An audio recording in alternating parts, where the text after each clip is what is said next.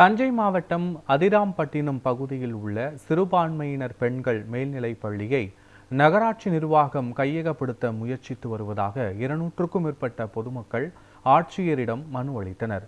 இதுகுறித்து அப்பகுதி மக்களுடன் எமது செய்தியாளர் சரவணகுமார் நடத்திய கலந்துரையாடலை காணலாம். தஞ்சை அதிராம்பட்டினத்தில் சிறுபான்மையினர் சமூகம் சார்பில் நடத்தப்படக்கூடிய பெண்கள் மேல்நிலைப் பள்ளியை தற்போது அரசு கையகப்படுத்தும் சூழ்நிலை ஏற்பட்டுள்ளதாகவும் அந்த அரசின் நிலத்தை தங்களுக்கே மீண்டும் குத்தகைக்கு வழங்க வேண்டும் என்று தெரிவித்து அந்த பகுதியைச் சேர்ந்த சுமார் 500க்கும் மேற்பட்ட பொதுமக்கள் தற்போது மாவட்ட ஆட்சியர் அலுவலகத்தில் மாவட்ட வருவாய் அலுவலரிடம் மனு அளிக்க வந்துள்ளனர். இது குறித்து தெரிவிப்பதற்கு நம்மிடையே வழக்கறிஞர் கனிமொழி அவர்கள் இருக்கிறார். 1200 மாணவர்கள் படிச்சிட்டு இருக்காங்க. அது அதிராம்பட்டினம் கல்வி அறக்கட்டளைக்கு சொந்தமான ஒரு சிறுபான்மை கல்வி நிறுவனம். இது சம்பந்தமா நாங்க ஏற்கனவே 2024 10 நாட்கள் தொடர்ந்து போராட்டம் நடத்தினோம். அப்ப மாண்புமிகு கல்வி அமைச்சர் அவர்கள் நாங்கள் இந்த சிறுபான்மை கல்வி நிறுவனத்தை எந்த டிஸ்டர்பும் பண்ண மாட்டேன் அப்படின்னு சொல்லி சொன்னாங்க. ஆனா திடீர்னு 19/12/2025 அன்னைக்கு அதிராம்பட்டினம் நகராட்சியில நாங்க எல்லாம் சும்மா சிறுபான்மையின மக்கள் தொழுகைக்கு சென்ற நேரத்தை எங்களுடைய மத நல்லிணக்கத்துக்கு குந்தகம் விளைவிக்கிற வகையில எங்களுடைய பல்லாயிரக்கணக்கான மாணவர்கள் பாடம் நடத்தி படிச்ச இடத்த ஜேசிபி இடிச்சிட்டாங்க. அது எங்களுடைய மனசை ரொம்ப புண்படுத்தி இருக்கு. நாங்கள் இந்த கல்வி ஸ்தாபனம் வேணும் அப்படிங்கிறதுக்காக இறுதி வரையும் இந்த போராட்டம் அறவழியில் தொடர போறோம். எங்களுக்கு அந்த இடத்தை ப்ரொபோசல் கொடுத்திருக்காங்க, மாவட்ட நிர்வாகமும் கொடுத்திருக்காங்க, சென்னை முதன்மை செயலாளரும் இந்த இடத்தை பள்ளிக்கே நீண்டகால குத்தகைக்கு கொடுக்கறதுக்கும் கொடுத்திருக்காங்க.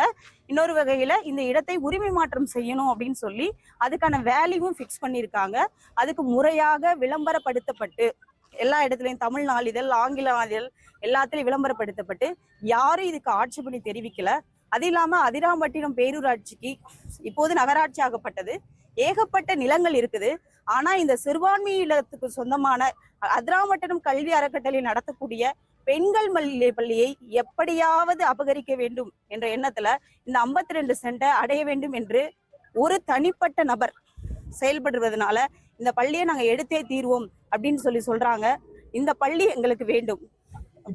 இப்போ யாரு அதாவது இதுல யாரு தலையிடுறதுக்கு? அது அரசுடைய சொத்துன்றீங்க. ஸோ கவர்மெண்ட்ல இருந்தும் உங்களுக்கு ப்ரொபோசல் வந்துருச்சுன்றீங்க அதை வாங்குறதுக்கு.